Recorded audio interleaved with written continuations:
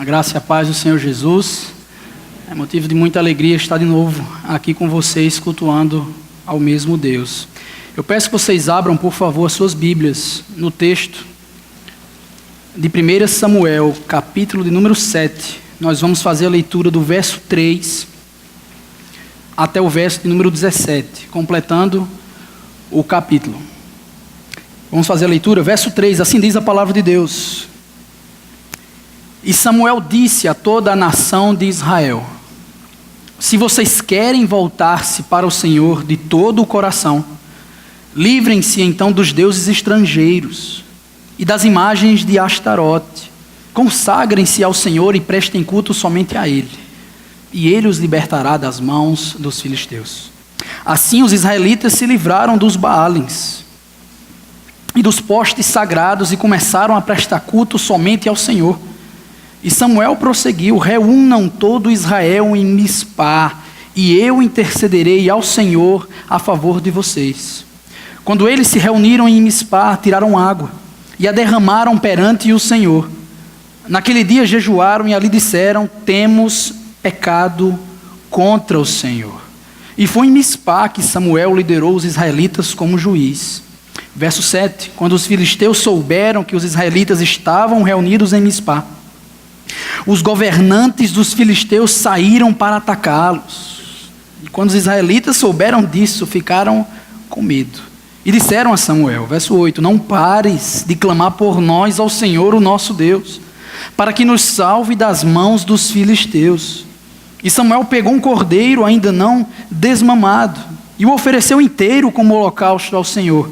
Ele clamou ao Senhor em favor de Israel e o Senhor lhe respondeu. Enquanto Samuel oferecia o holocausto, os filisteus se aproximaram para combater Israel. Naquele dia, porém, o Senhor trovejou com fortíssimo estrondo contra os filisteus e os colocou em pânico e foram derrotados por Israel. Os soldados de Israel saíram de Mispá e perseguiram os filisteus até um lugar abaixo de Bet-Cá, matando-os pelo caminho. Então Samuel, verso 18, pegou uma pedra e a ergueu entre Mispá e Sem, e deu-lhe o nome de Ebenezer, dizendo: até aqui o Senhor nos ajudou. Assim os filisteus foram dominados, e não voltaram a invadir o território israelita. A mão do Senhor esteve contra os filisteus durante toda a vida de Samuel.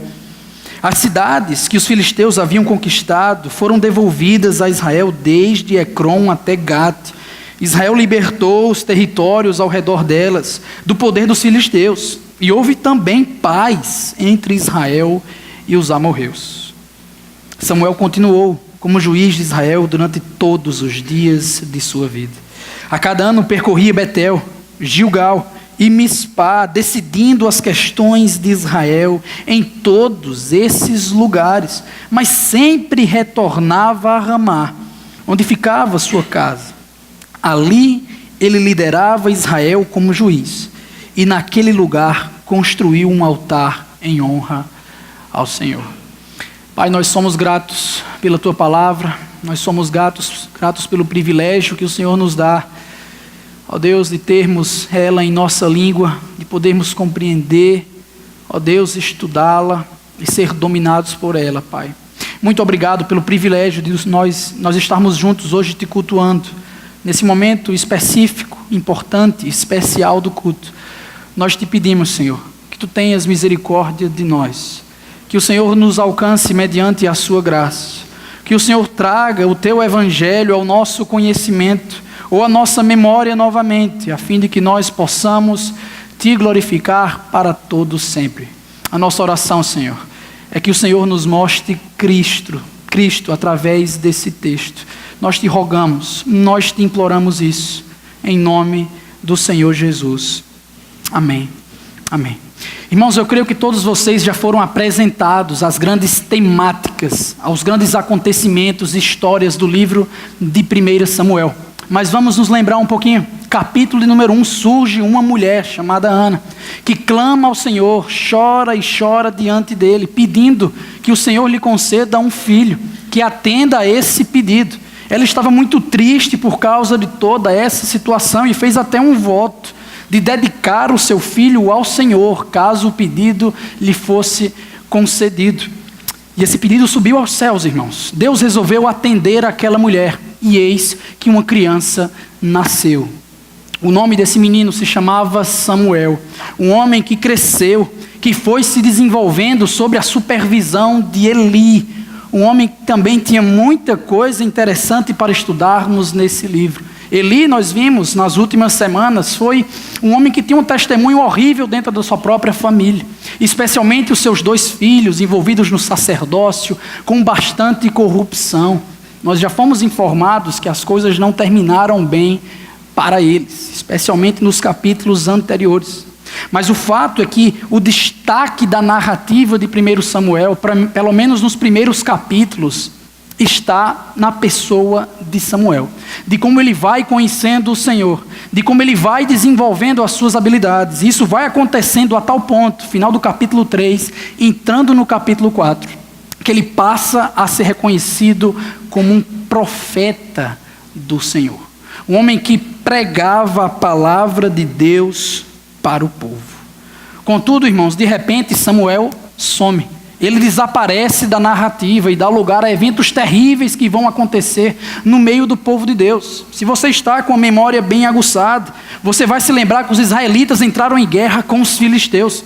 Lá estavam batalhando e foram derrotados.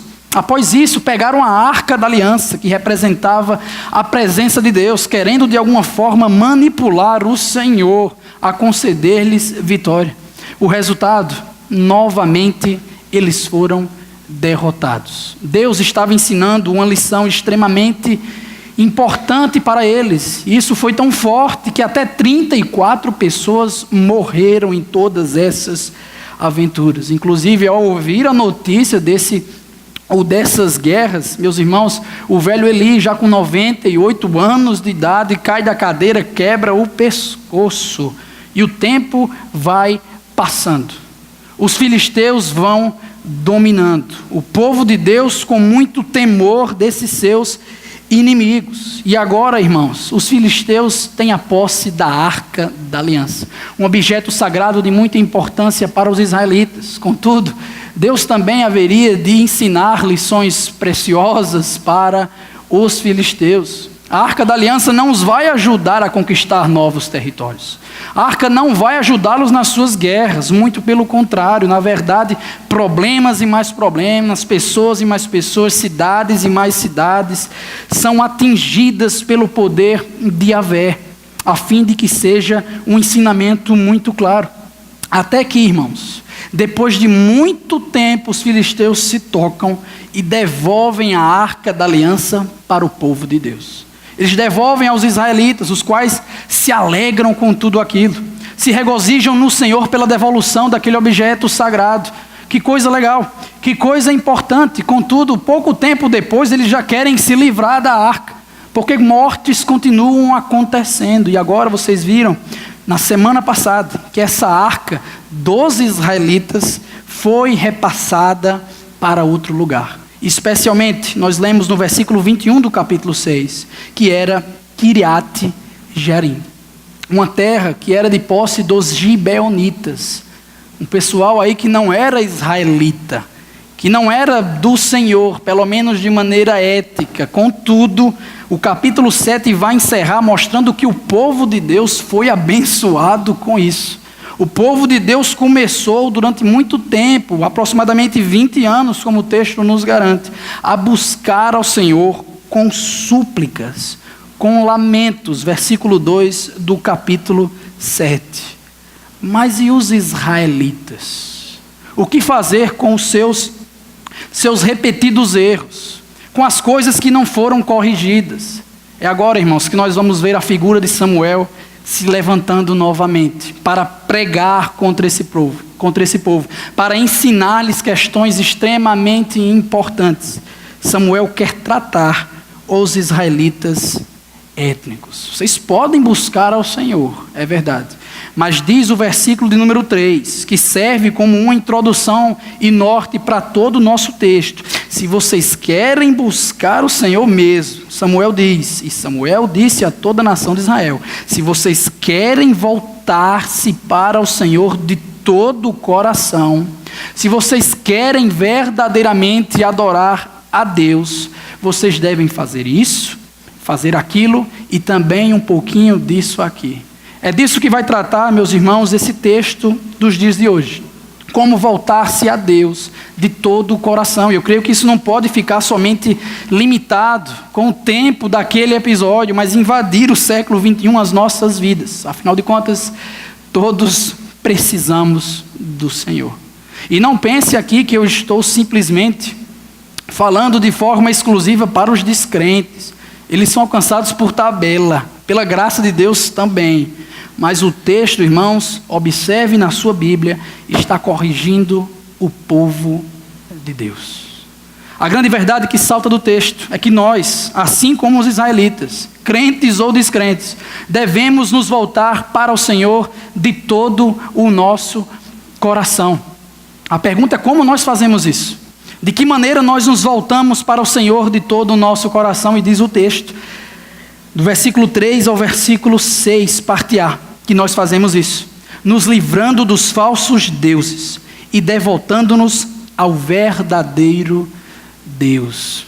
Essa resposta se encontra no seu boletim, mas olhe para a sua Bíblia, nós vamos agora observar a exposição desse texto. Talvez você tenha esquecido de Samuel, ou quem sabe o questionado pelo sumiço. A arca do Senhor foi tomada, milhares de pessoas perderam a sua vida, diversas guerras foram perdidas. Muito tempo o povo de Deus foi dominado por aqueles filisteus. Eli, que foi o homem que criou Samuel, perdeu a sua vida também. Cadê Samuel no meio disso tudo? Onde ele estava? A última referência que temos do profeta do Senhor se encontra no capítulo 4, versículo 1, onde lemos que a palavra de Samuel espalhou-se por todo o Israel. Lembra, ele é um profeta reconhecido pelo povo. E agora em nosso texto, versículo 3, ele novamente aparece. E o que é que Samuel está fazendo, irmãos? Ele está novamente predicando. Ele está pregando a palavra de Deus novamente. O que nos dá uma suposição de que é possível que ele estivesse pregando durante todo esse intervalo de tempo contra a corrupção dos corações israelitas, contra as idolatrias, conclamando o povo a se voltar a Deus e renovar a sua aliança. E ele prega contra isso, também no nosso texto, de uma forma muito firme, buscando o arrependimento da nação, pregando a respeito de uma mudança, de uma transformação, a qual é caracterizada de duas formas. Observe o seu texto. A primeira delas, ele diz: se vocês querem voltar-se para o Senhor de todo o coração, ó israelitas, livrem-se então dos deuses estrangeiros e das imagens de Astarote. Livrem-se. O que o profeta de Deus está dizendo é que os israelitas devem colocar de lado algo e nem mesmo tocar, olhar para isso novamente. E o objeto da determinação é Baal e Astarote, duas divindades ou falsas divindades cananeias, da região que os israelitas estavam metidos, irmãos. Baal masculino, Astarote feminino, de tal forma que eles eram cultuados juntos em ritos de prostituição nos seus templos. Ou seja, observe o fluxo do texto. O povo de Deus, versículo 2, o buscava com súplicas, com lamentações, com muitas emoções, mas também estava envolvido com essa imundície cananeia. E o profeta de Deus se levanta nesse momento dizendo um sonoro não. Livrem-se disso. Essa é a primeira característica da mudança que ele tenta trabalhar. A segunda vem em seguida. Além de se livrar dos deuses estrangeiros, das imagens de Astarote, Samuel diz: consagrem-se ao Senhor e prestem culto somente a Ele. Observe que houve uma identificação aqui da quebra do primeiro mandamento. Deus não estava mais sendo adorado com exclusividade. Isso já sabemos pelas palavras anteriores que foram faladas. Contudo, irmãos, é nessa situação que o profeta aproveita a deixa para convidar o povo de Deus para renovar a sua aliança com o Senhor. Observe que a palavra Senhor na sua Bíblia, especialmente se você tem uma tradução mais nova, está em caixa alta, com todas as letras maiúsculas. É diferente de Senhor como vemos no Novo Testamento. Por que isso acontece aqui e não acontece lá, irmãos? É porque essa é uma tradução da palavra hebraica Yahvé, que enfatiza a aliança, o pacto de Deus. Isso é tão forte que alguns tradutores chegam a traduzir Yahvé como Senhor da aliança. E essa aliança já foi estabelecida há muito tempo atrás, irmãos. Já era muito tempo antes do evento aqui em 1 Samuel. E alguns aspectos do pacto de Deus com o seu povo valem a pena ser mencionados. Primeiro, é que em caso de obediência pactual, Deus abençoava o seu povo. Em caso de desobediência pactual, Deus amaldiçoava o seu povo. Toda a história de Israel, você pode encaixar dentro desse escopo, dessa temática. Se Deus abençoa o seu povo, é porque ele está obediente ao pacto, pelo menos nesse sentido de aliança. E a maldição vem por causa da desobediência. E é muito belo ver como o profeta Samuel, convidando o povo a essa renovação de aliança, utiliza um aspecto, uma necessidade específica que eles estavam passando naquele tempo. O que é que diz o profeta de Deus? Consagrem-se ao Senhor, prestem culto somente a Ele, e Ele os libertará das mãos dos filisteus. Em caso de obediência pactual, de consagração, de devoção exclusiva a Deus, Deus pode sim os livrá-los das mãos dos filisteus. Mas isso aqui é extremamente importante para ser mencionado, irmãos. E em seguida nós vamos ver que os israelitas decidem ouvir aquilo que foi pregado pelo profeta de Deus. Versículo de número 4, assim: os israelitas se livraram dos Baalins e dos postes sagrados, obedecendo a primeira característica da mudança levantada pelo profeta Samuel. E além disso, começaram a prestar culto somente ao Senhor, obedecendo a segunda característica de mudança mencionada pelo profeta de Deus. Este que percebe que as coisas agora parecem estar andando e aproveita a deixa. No verso 5, Samuel prosseguiu: reúnam, pois, todo Israel em Mispá, uma cidade estratégica para o povo se congregar, a 13 quilômetros da importante cidade de Jerusalém. Reúnam o povo em Mispá, e eu, como mediador entre o povo e o próprio Deus, como um sacerdote que sou, intercederei ao Senhor a favor de vocês. A segunda ordem do profeta de Samuel também foi ouvida pelo povo. Como falei, irmãos, as coisas pareciam estar andando. Observe o que vemos em seguida. Quando eles se reuniram em Mispá, ou seja, obedecendo a ordem de Samuel, o reconhecendo como líder do povo israelita, tiraram água e a derramaram perante o Senhor. Naquele dia jejuaram e ali disseram: temos pecado contra o Senhor. Temos pecado contra o Senhor. Essa expressão, irmãos, essa frase é extremamente importante em toda a teologia de 1ª e 2ª Samuel. Sabe por quê? Porque ela foi utilizada em dois momentos chaves de cada livro. Primeiro deles, 1 Samuel capítulo 15. Vocês vão estudar daqui a algum tempo. O primeiro rei de Israel, Saul, confessa, ou supostamente confessa o seu pecado diante de Yahvé. Ele diz: tenho pecado contra o Senhor. O segundo momento se encontra lá em 2 Samuel, capítulo de número 12, quando Davi, o segundo rei de Israel, agora é confrontado pelo profeta Natã, por causa dos seus pecados cometidos. E ali o servo de Deus também usa essa mesma expressão: tenho pecado contra o Senhor. Nós já sabemos o final dessas duas histórias. Deus aceita uma confissão e Deus rejeita outra confissão. A pergunta é: por que Deus fez isso? É claro que se olharmos para a parte somente de Deus, vamos encontrar a sua graça, o seu poder soberano, Mas se podemos nos gastar com questões humanas aqui no nosso texto, irmãos, por que Deus aceita uma confissão de um rei de Israel e rejeita a confissão de outro?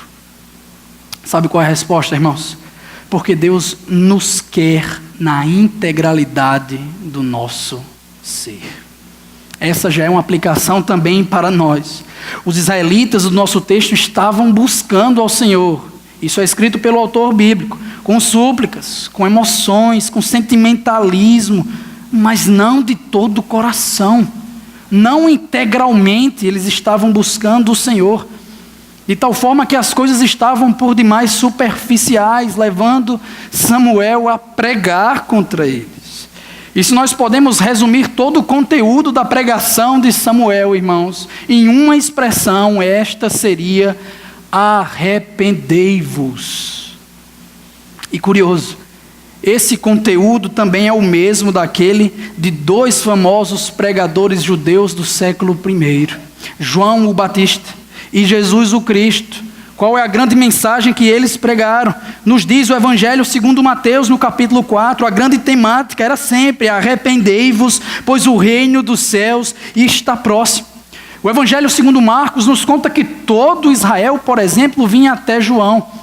Todo mundo estava ali, da Judeia, de Jerusalém, escutando: arrependei-vos. Da mesma forma com Jesus, irmãos, os religiosos que focavam somente na sua pureza doutrinária escutavam: arrependei-vos. As pessoas que testemunharam os milagres do Senhor Jesus, mas não se converteram, escutavam: arrependei-vos. Por que então acharíamos que a mensagem para nós hoje é diferente? Nós precisamos nos arrepender dos nossos pecados, irmãos, de não nos integrarmos, especialmente de acordo com o texto, de não nos entregarmos integralmente a Deus. Sabe por quê? Porque Deus não quer somente o seu choro na hora do louvor, meu irmão. Deus não quer somente a sua intelectualidade, ó estudante de teologia. Deus não quer somente as suas emoções. Deus não quer somente a sua admiração, ó descrente. Deus quer você completo. Deus quer você todinho.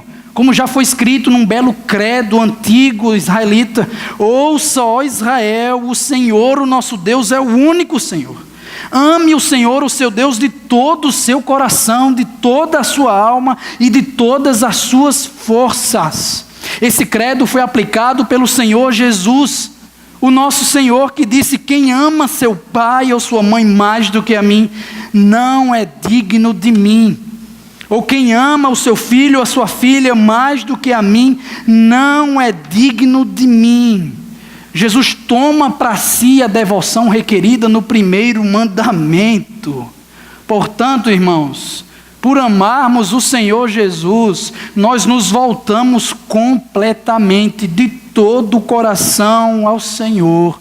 E como nós fazemos isso?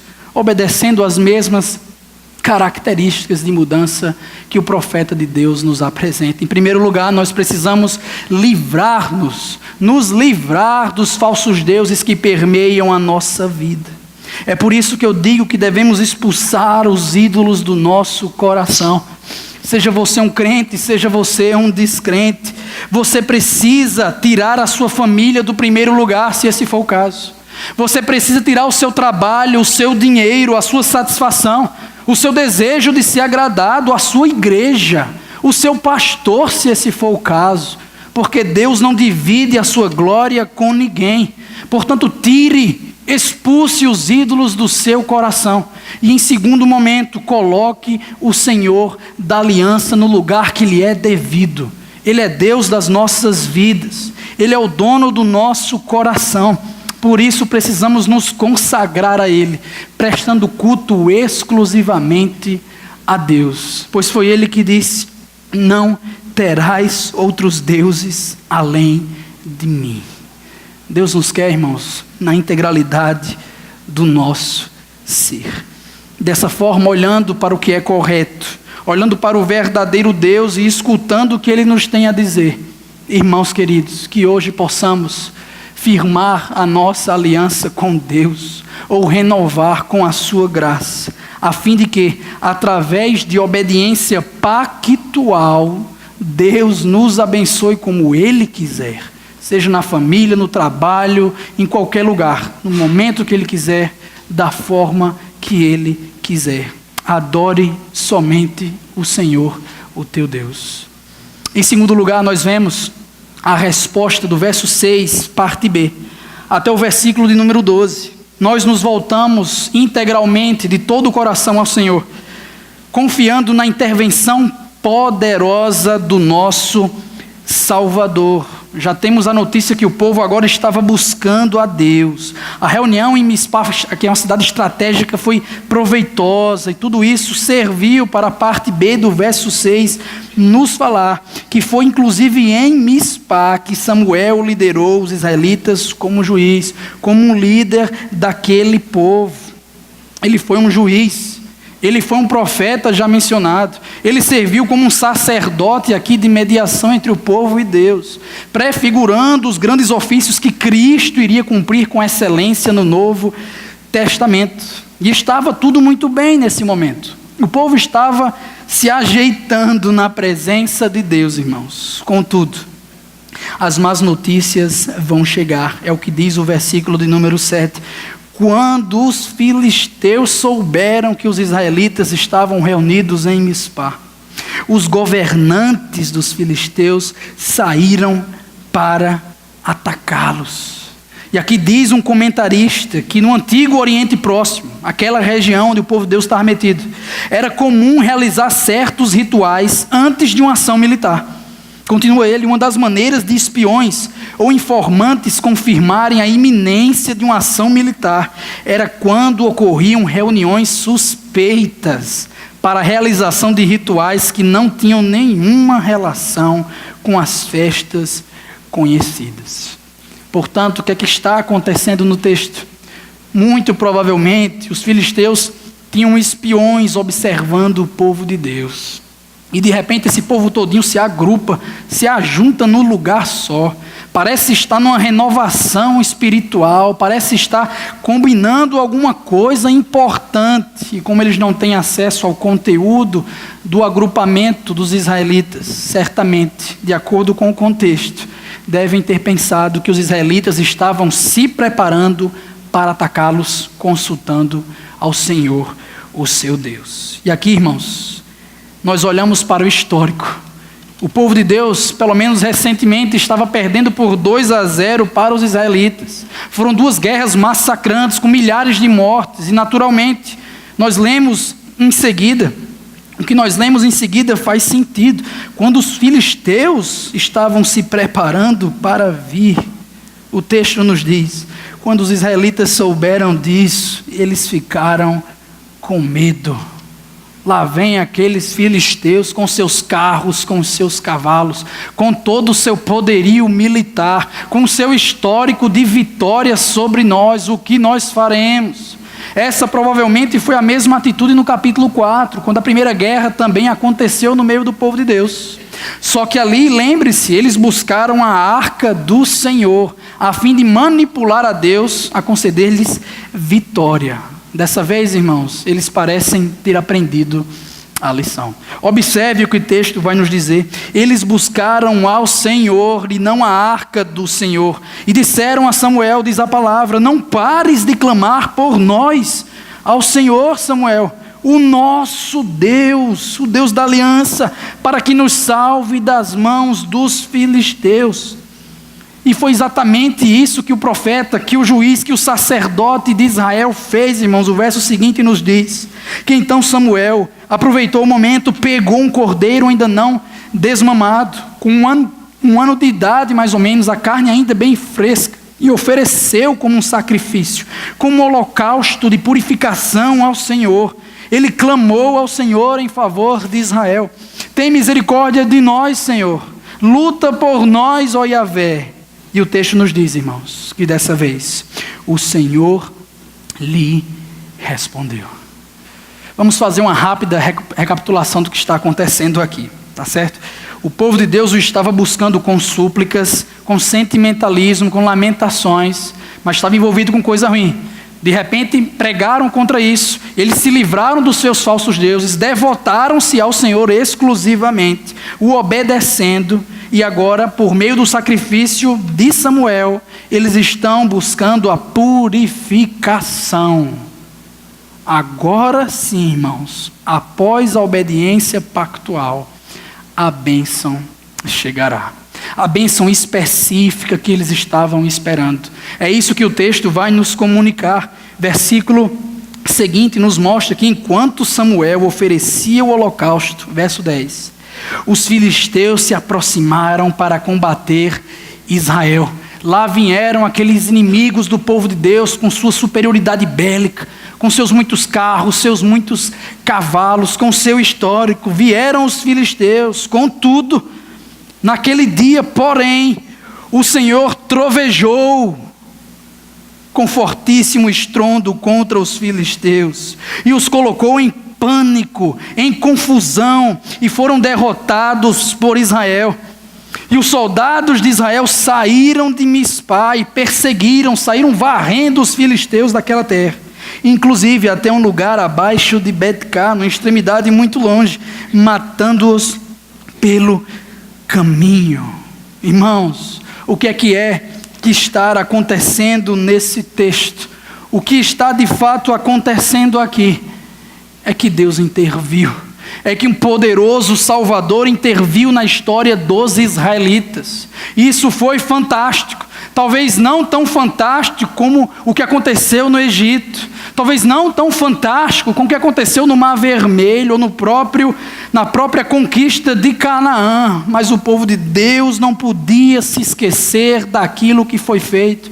Foi uma intervenção poderosa do Salvador, que os livrou das mãos dos filisteus. E é por isso que no versículo seguinte, irmãos, nós lemos as palavras belas do autor desse livro. Então Samuel pegou uma pedra e a ergueu entre Mispá e Sem, e deu-lhe o nome de Ebenezer, dizendo: até aqui o Senhor nos ajudou.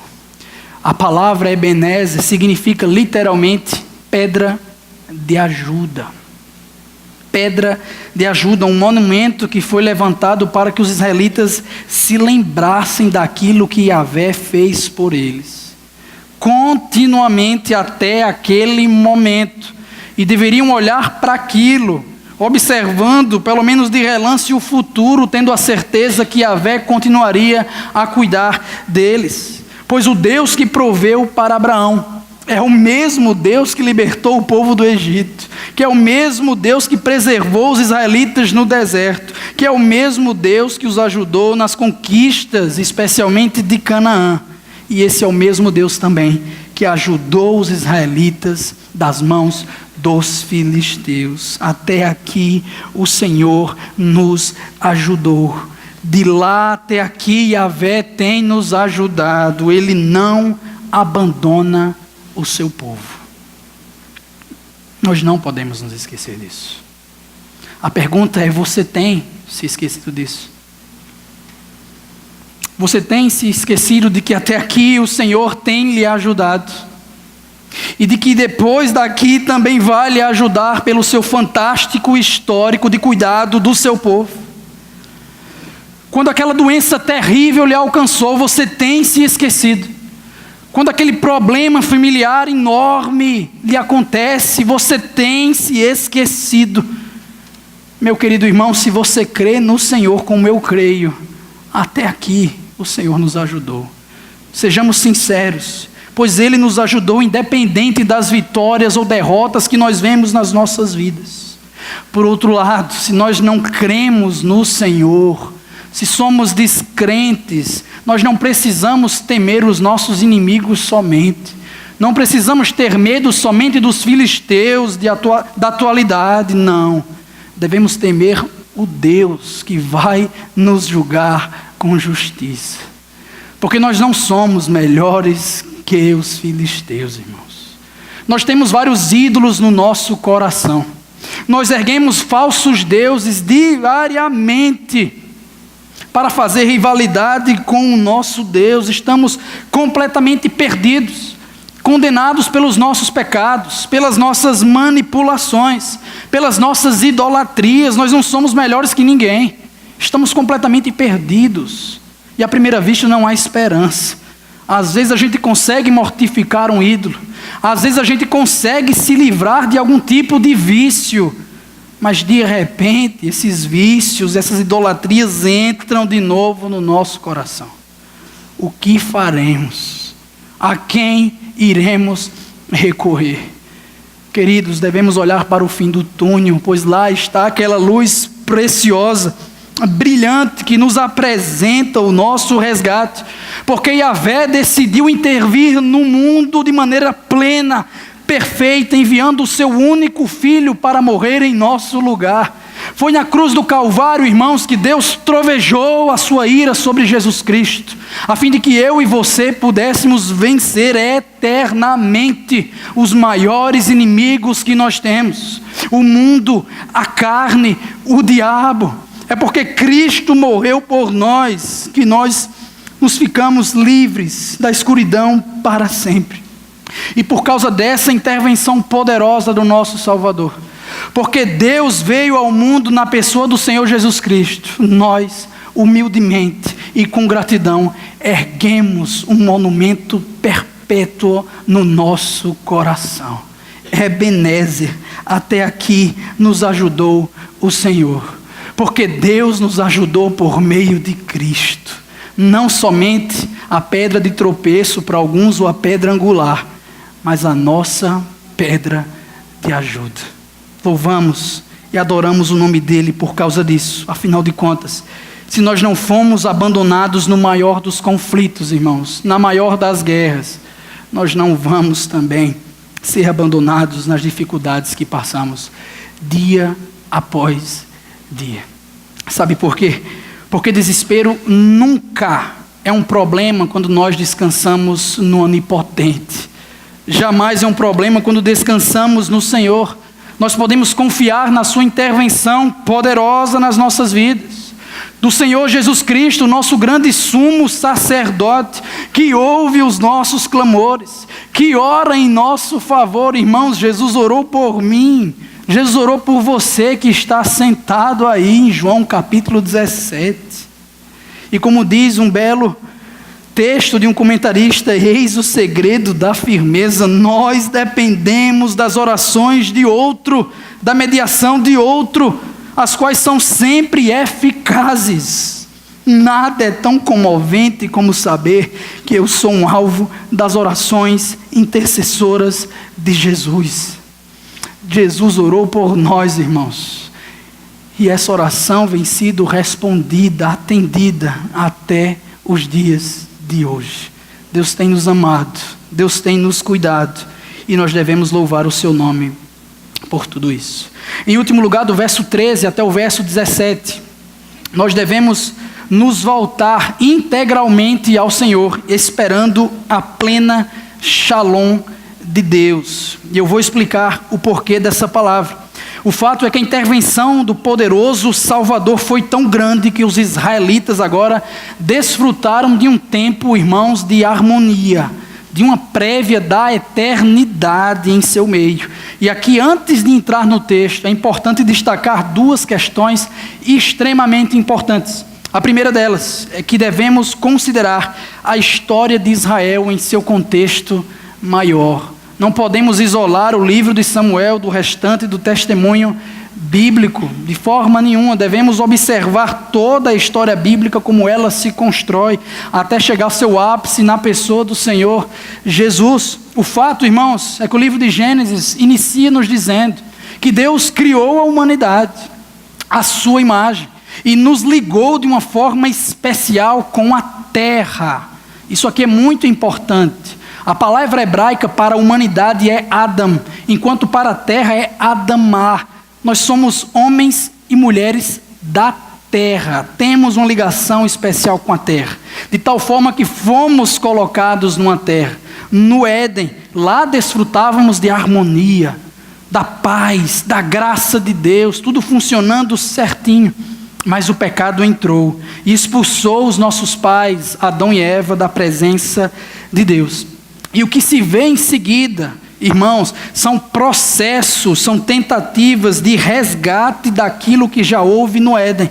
O resgate, no caso, é um retorno ao padrão de harmonia que se encontra lá no Éden, que também é, ao mesmo tempo, algo que aponta para o futuro, uma prévia da eternidade.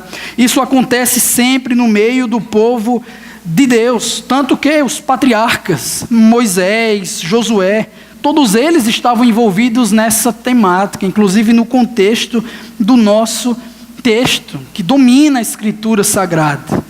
E aqui, irmãos, essa volta ao Éden é caracterizada de uma forma interessante nos livros de Juízes e 1 Samuel. Uma vez que Canaã toma essa figura representando uma volta aos padrões de harmonia no Éden. O povo conquistou por meio de Josué. Naquele livro tão abençoado, o povo invadiu Canaã e conseguiu conquistar, depois de muita luta. Mas aí veio o tempo dos juízes. Vocês se lembram do que aconteceu? O povo perdeu essa prévia da eternidade, esse retorno à harmonia do Éden por causa do pecado. E o que iria acontecer? Deus vai levantar, ou iria levantar alguém para pregar contra isso, contra arrependimento. E em caso do povo voltar-se integralmente ao Senhor, por causa da obediência pactual, novamente esses retornos ao Éden aconteciam. É assim toda a história de Israel, irmãos. Tudo isso acontece na história de Israel, inclusive no livro de 1 Samuel. A segunda observação é a respeito do significado da palavra shalom, essa que é popularmente conhecida como paz, como se shalom significasse paz em português, e na verdade isso não é verdadeiro. Shalom tem ligação com paz, mas shalom é muito mais do que paz. Já disse um professor querido que shalom na verdade expressa um sentido maior, como se tudo estivesse em seu devido lugar, como se tudo estivesse em harmonia, como se tudo estivesse funcionando perfeitamente como deveria. Era assim no Éden, irmãos. Será assim na eternidade. E como nós vamos ver aqui no texto, essas prévias da harmonia do Éden são nada menos do que prévias do shalom pleno, daquilo que nós encontraremos na eternidade. Afinal de contas, quais são as características dessas prévias? Menos pecados, mais devoção, consagração a Deus. Quando o povo de Deus se livra dos seus ídolos, como o povo renova a sua aliança com o Senhor, e quando há paz entre a humanidade, nós podemos dizer que é uma prévia da eternidade, que é uma prévia do shalom pleno, que é um retorno ao padrão do Éden, ou, em palavras mais conhecidas, um avivamento. É isso que aconteceu nesse texto. Observe agora a partir do versículo de número 13. Por causa da intervenção do Salvador, por causa da renovação pactual que aconteceu, por causa da graça de Deus, o povo vivenciou um avivamento. Assim, diz o escritor, os filisteus foram dominados e não voltaram a invadir o território israelita. A mão do Senhor esteve contra os filisteus durante toda a vida de Samuel. Não é que não houve conflito. Nós vamos ver no capítulo 13 que os filisteus voltaram a trazer problema para o povo de Deus.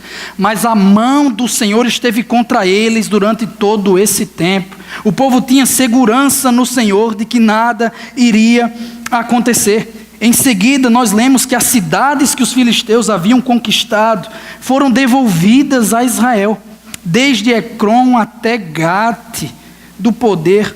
Israel libertou os territórios ao redor delas do poder dos filisteus. E além disso, também houve paz entre Israel e os amorreus.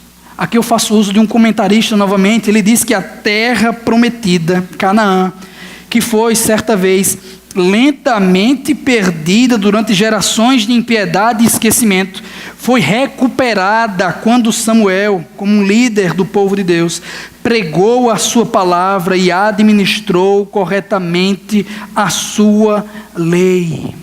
Irmãos, observe, os problemas com os filisteus estavam sob controle agora. E mais do que isso, o texto nos diz que houve paz entre os israelitas e os amorreus, um povo que brigava muito com os servos do Senhor. Afinal de contas, eles eram os habitantes da terra de Canaã, junto com os cananeus, antes da invasão dos israelitas. Ou seja, resumindo tudo nesse sentido, houve harmonia, houve paz, houve uma shalom temporária entre a humanidade. E aqui os últimos versos descrevem a atividade de Samuel. Versículo 15 ao verso 17 nos dizem que Samuel continuou como juiz de Israel durante todos os dias da sua vida. A cada ano percorria Betel, Gilgal, Mispá e decidia as questões de Israel em todos esses lugares. Mas sempre retornava a Ramá, onde ficava a sua casa. E ali ele liderava Israel como juiz, e naquele lugar construiu um altar de honra ao Senhor. O que essa porção nos ensina, irmãos, é algo extremamente importante sobre a liderança de Samuel, o homem que foi erguido por Deus, não somente para tomar decisões judiciais no meio dos israelitas, mas como vimos, ele é também profeta, ele também é sacerdote, ele é um juiz, ele é alguém que está liderando o povo de Deus num momento extremamente difícil, de transição entre os juízes, que eram bons e outros ruins, para a monarquia israelita, onde Saul seria colocado como rei nos próximos capítulos. Samuel liderou o povo de Deus. Como é que nós aplicamos essa porção, irmãos? Pequena, mas cheia de informação para nós. O que é que nós podemos tirar desse texto para as nossas vidas? Eu creio que o grande ensinamento é que devemos aproveitar hoje os prelúdios do céu. Devemos aproveitar hoje as prévias da eternidade. Mas Lucas, o homem não consegue por si só consegue por si só fazer com que aconteça um avivamento, uma prévia da eternidade. Ele não consegue voltar ao shalom de Deus de forma nenhuma. Como isso vai acontecer, uma vez que é uma obra sobrenatural, é uma obra soberana de Deus, em que Ele antecipa para nós detalhes daquilo que veremos com Ele para sempre. Contudo, irmãos, observe que na história bíblica e também fora da Bíblia, todas as vezes que houveram avivamentos, elementos como confissão de pecados, arrependimento, obediência a Deus, devoção ao Senhor, paz na humanidade, sempre esteve acontecendo, sempre esteve ocorrendo. Foi isso em determinadas instâncias que aconteceu com Jacó em Gênesis 35. Foi isso que ocorreu também com o servo e rei Davi em 2 Samuel capítulo 6, quando a arca do Senhor finalmente entrou em Jerusalém. Foi isso que aconteceu em 2 Reis, capítulo 22 e 23, quando o rei Josias descobriu ou achou novamente o livro da lei. Queridos, foi isso que aconteceu no livro dos Atos dos Apóstolos. Foi isso que aconteceu também entrando para fora da Bíblia.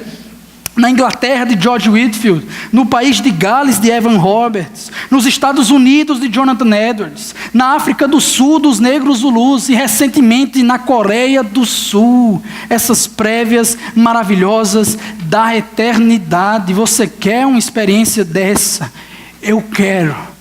Então roguemos a Deus por isso. Mas veja, mesmo se isso não acontecer nos nossos dias, em nossa localidade, queridos irmãos, nós ainda assim temos prelúdios do céu, semana após semana.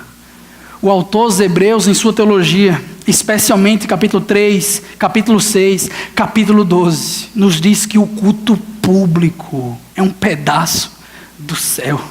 O culto público é uma prévia daquilo que nós teremos com Deus na eternidade.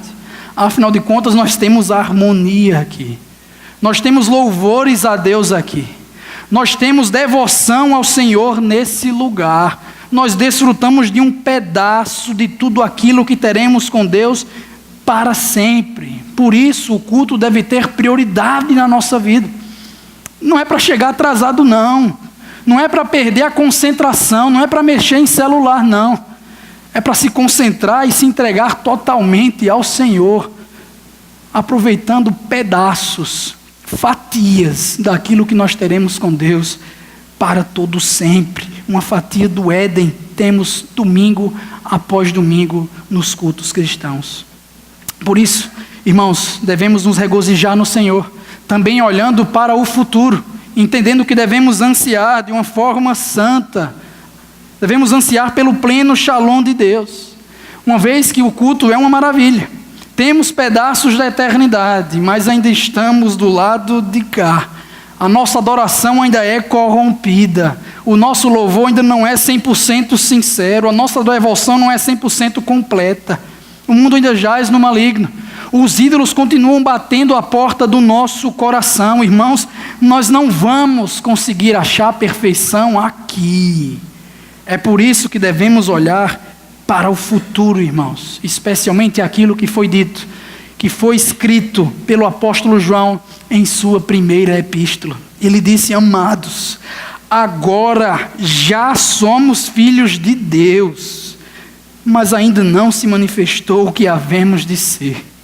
Mas sabemos que, quando Ele se manifestar, seremos semelhantes a Ele, pois o veremos como Ele é. Nós olhamos, irmãos, para o futuro, entendendo essa esperança da volta de Cristo, sabendo que quando Ele se manifestar em sua segunda vinda, em santidade, em retidão, nós seremos iguais ao Senhor. Nós vamos conseguir adorar ao nosso Deus perfeitamente. E continua o apóstolo, nos mostrando que esse futuro, irmãos, também nos ajuda a saber como esperar esse tempo chegar. Como esperar o descanso eterno dos santos da melhor forma. Ele diz: todo aquele que nele tem essa esperança, que seremos como Cristo um dia, purifica-se a si mesmo, tempo presente, assim como Ele é puro. Nós olhamos para o futuro, nós vemos a perfeição de Cristo, que vai ser a nossa perfeição em santidade, e por causa disso, dia após dia, nós nos purificamos, nós nos voltamos de todo o nosso coração ao Senhor, irmãos. Termine esta noite, o final desta tarde, olhando para Cristo, olhando para o nosso sumo sacerdote, aquele mediador perfeito que existe entre Deus e os homens, Cristo Jesus, homem. Ele que não é a arca da aliança, mas que tem a presença de Deus perfeita nele. O grande juiz do universo, o grande rei da glória, o grande profeta de Deus, o cabeça da igreja, o verdadeiro israelita, o cordeiro perfeito que foi sacrificado em nosso lugar. A raiz de Davi, o guerreiro de Deus, irmãos. Cristo Jesus é a nossa pedra de ajuda, e é através dele, e somente dele, que nós podemos voltar o nosso coração totalmente ao Senhor. Afinal de contas, existem vários caminhos para o mundo, mas há somente um único caminho de volta para o Éden, e esse é Jesus. Deus, nós te louvamos, Pai. Nós te agradecemos porque o Senhor interviu na história. O Senhor veio nos buscar. O Senhor teve misericórdia de nós. O Senhor não olhou para os nossos pecados, mas enviou o teu Filho Jesus para que nós pudéssemos, ó Deus, desfrutar de eternidade contigo, com harmonia plena. Ó Deus, sem pecados, sem choros, sem guerras, sem ídolos no coração. Nós te louvamos por isso, Senhor. Nós te louvamos porque por meio do teu Filho, ó Deus, nós conseguimos te agradar perfeitamente, algo que nunca conseguiríamos por nossa própria conta. Muito obrigado, Senhor, porque em ti nós podemos ter a certeza da vida eterna, porque em ti nós podemos esperar por aquele grande dia, onde o teu Filho virá em glória, dentre as nuvens, para nos chamar, para nos levar de volta ao padrão de harmonia perfeito. ao teu lado, Senhor, glorificando o teu nome. Senhor querido, nós te pedimos, ó Pai, um avivamento. Nós te pedimos, Senhor, que haja deleite nos nossos corações. Te rogamos, te imploramos que o Senhor haja sobrenaturalmente, ó Pai, de maneira soberana no nosso tempo, na nossa cidade, na nossa igreja, nos nossos corações, para que nós te adoremos em espírito e em verdade, para que nós desfrutemos da tua presença com gozo, com muita alegria, Senhor, pois é um privilégio ser teu filho, é um privilégio passar o resto, ó Deus, dos nossos dias contigo.